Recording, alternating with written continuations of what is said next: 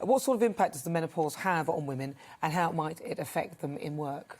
Well, the menopause is going to affect the majority of women. It usually takes effect from around the mid-40s to 55 is the average age that women will experience menopausal symptoms. And half the population are women. A big proportion of the workforce are women. And when they go through perimenopause and menopause, not only do they get the symptoms that we hear about, the hot flushes and night sweats and things like that, but they also get brain fog, they get problems with their concentration, they find that that impacts their ability to deal with their colleagues and to cope in the workplace. So I think it's important that people start talking about it, people recognise the impact that going through the change has on women and start to make allowances for it. Do you think we need to be talking about it a bit earlier, though? Because I can remember in my school days, I'd never heard, I didn't even know what it was, nobody mentioned it. We talked about periods and all the other things, but that wasn't really a subject that was discussed at any length at all. No, and it's only recently that it's becoming less of a taboo. I mean, fortunately, well, not fortunately, but now some high-profile women are talking about their experiences with the menopause, and that's bringing it to the forefront. And I think it's about time we talk about it. Like I said, half the population of the world, not just the country, are going to go through it. And the impact it has on women and their lives is huge. Traditionally, it's been a very male-dominated health service. The education in health, particularly for GPs and other doctors who deal with the menopause, has been lacking. It's not been given the importance it needs. So women haven't traditionally been able to get the support they need either from their doctors or the workplace at all. It's a topic that our mothers never talked about, our grandmothers never talked about, and I think the conversation needs to be out there. Yeah, my parents didn't even tell me about the birds and the bees. They didn't tell me anything. I had no idea. But it is interesting that it's taking us this long to actually acknowledge that it has an impact.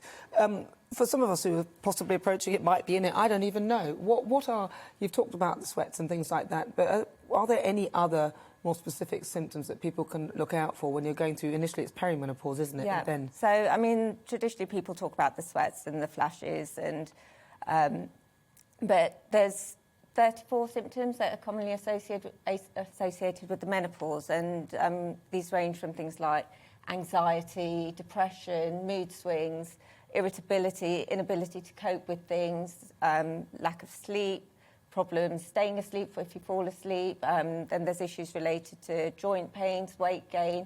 There's a whole host of things that women go through, and a lot of the time these aren't recognised as perimenopausal symptoms. And one of the things that happens to women is they may go and talk to their doctor about some of these early symptoms, and they get misdiagnosed or they get put on antidepressants.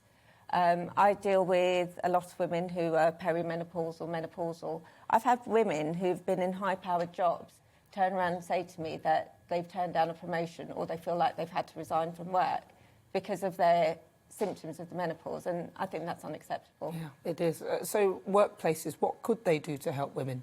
I think a lot more education, a lot more understanding about what women go through. Men go through their own version.